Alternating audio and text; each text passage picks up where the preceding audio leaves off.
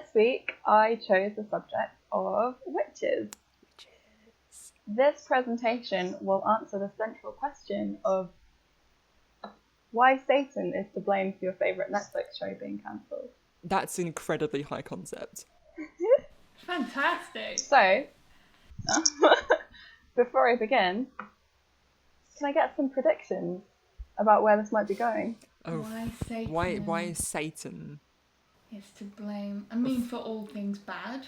Is it that the executives of Netflix are part of a satanic cult? Seems likely. Not that far-fetched, is it? Is that far-fetched? Well, no, I don't know, capitalists. I don't think so. Yeah. Tell us what the reason is. It all begins with the Netflix series The Chilling Adventures of Sabrina. Okay. Where is this going? Is that... Well, presumably it's about witches. Is this my favourite Netflix show? The Chilling Adventures of Sabrina, based on the Archie comics of the same name, follows the teenage witch Sabrina Spellman through a dark coming-of-age tale as she tries to manage her dual life as half-mortal and half-packed with the devil-making witch. Wow. Not to be confused with 90s classic Sabrina the Teenage Witch, based on the same comic, beloved for its cursed animatronic cat Salem. Oh god. So I've never seen the Netflix version, but I have seen a lot of the old Nickelodeon version. Me too, it's a classic. Yeah. Unlike its cheery sitcom-style predecessor, The Chilling Adventures of Sabrina is a lot more chilling and full of satanic imagery and elements like ritual sacrifice and eating people for fun. Wow. Also, this big old statue that hangs out in Sabrina's witch school and bears more than a passing resemblance to this statue. Yeah.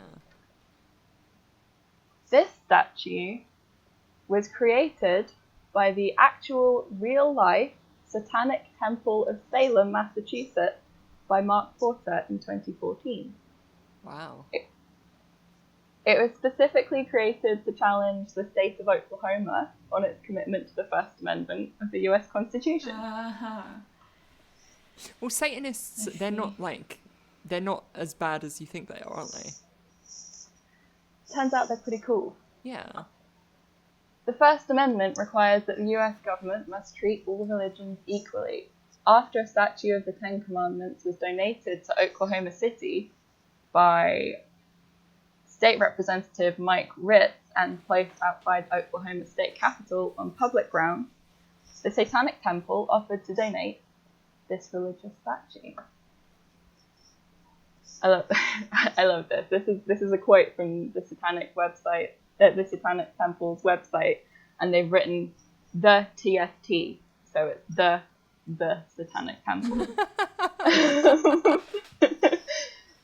Chose Baphomet, a pagan idol associated with the Knights Templar that was conceived in the 11th century and whose depiction has changed dramatically over time. The best known representation of Baphomet as a sabbatic goat did not appear until 1856 when Eliphas Levi published Dogmas and Rituals of High Magic. The Satanic Temple has continued the tradition of adapting the image of the mythical figure. The most notable difference is that Baphomet now has a male chest. This was done for practical reasons, such that state governments could not reject the statue on the grounds that it could be considered obscene. Interesting. So what you're saying here is that Tumblr wasn't the first place to ban female presenting nipples. The eternal fear of the female presenting nipple. So the name Baphomet originates from the Crusaders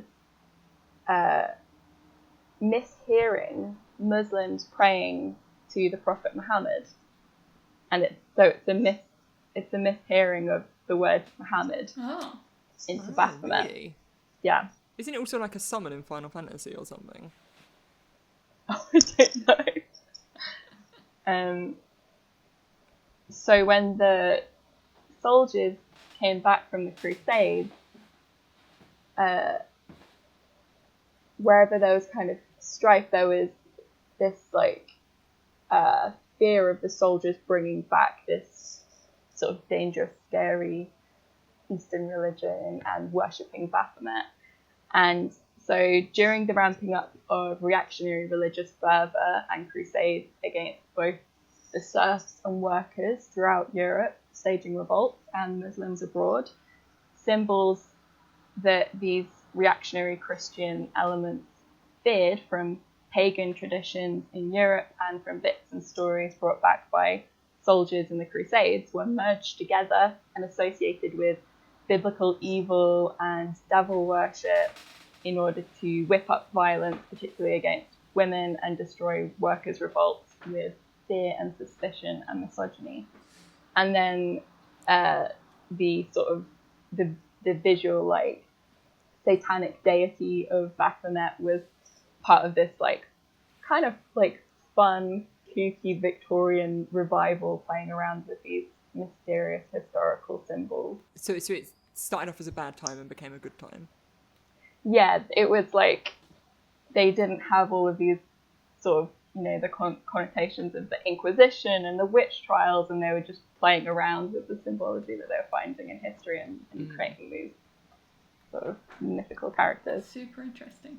The offer or threat to donate the statue to Oklahoma was withdrawn after the city's Supreme Court ordered the removal of the Ten Commandments statue, as the law prohibits the use of public property to promote religions. But the Satanic Temple now has their eye on the Arkansas Capitol grounds, which boasts another Ten Commandments monument on public property. The mission of the Satanic Temple is to encourage benevolence and empathy, to reject tyrannical authority, to advocate practical common sense, and to oppose injustice, and to undertake noble pursuits. That's great that they're like cultivating bad PR to use it for good. Isn't it? So what you say, Satanists are good. Satanists They are the best rule. people. They rule. They take pride in confronting hate groups, having fought to abolish corporal punishment in schools, and fighting against the restrictions to reproductive rights. Wow. So it's kind of really cool that the Satanic Temple is so much in keeping with the exact movements and practices that the original reactionary Christian ruling classes were trying to crush when they conjured the original images of witches and Satanists. Yeah. Good lads. Good lads. So, what happened? What did happen? In light of the Satanic Temple's noble goals and principles, and what they saw in the chilling adventures of Sabrina as the promotion of asinine satanic panic, associating the figure with evil, cannibalism, and murder, they decided to sue Netflix and Warner Bros. Over $50 million for copyright infringement and injury to the temple's reputation. Okay, so maybe they're not good guys if they're suing for copyright. I mean, I think that depends on who you are. If you're... They're suing such a small company. Yeah, exactly. A little So mum and pop. tiny. How will it survive? So their kind of reasoning for it seems to be less about copyright and more about the imagery associated with their practice, and being associated with evil and things completely contradictory to their intentions and their goals. So it's a defamation lawsuit as opposed to a copyright one. Yeah. Injury to the temple's reputation. I see. So they eventually settled amicably out of court, and the temple is now credited in the episodes where the statue appears, ending what Mr. Greaves of the Satanic Temple describes as, so ends one of the most over-publicized of copyright claims. Press can now stop pretending that this was a unique and momentous or even interesting situation. Yeah, stop it, Nat. I'm just like, I find this very interesting. That's why I'm talking about it. I will not stop. So what comes next? In 2019, this happened in November of 2018. In 2019, we get the netflixpocalypse, in which many of our favourite Netflix shows get cancelled, including Santa Clarita Diet, Jessica Jones, The Punisher, Lucifer, Tuco and Bertie, my absolute favourite show of all time, Glow, BoJack Horseman, and so many more. So I think we've got a couple of options for what went on here. We've been told that the Satanic Temple settled amicably out of court, and from this, I think we can come to only two possible conclusions as to the cause of the Netflix apocalypse.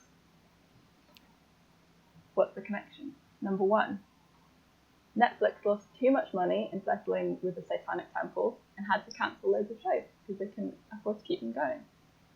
Number two, Netflix made a pact with Satan to immiserate planet Earth by cancelling Tuca and Bertie.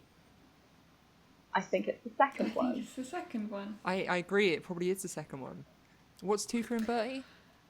It is a glorious show that I highly recommend to everyone, and you in particular. It's the animation team behind BoJack Horseman, and it's about just two women having a cool time. Yeah. Okay. Exploring life. It's really good. It's so funny and whimsical, and also like emotionally real. And 10 out of 10 for like non-sexualized female presenting nipples in the opening credits. Absolutely. Oh, everywhere. Everywhere. There are so many non-sexualized female presenting nipples in that show. Okay. No fear. So many. Of course, there's also the third option, business as usual, clamping down on union action in BoJack Horseman and Tuca and Bertie's case, blah, blah, blah, blah, blah. All possibilities. There we go. So ends the tale of Netflix making a pact with the devil.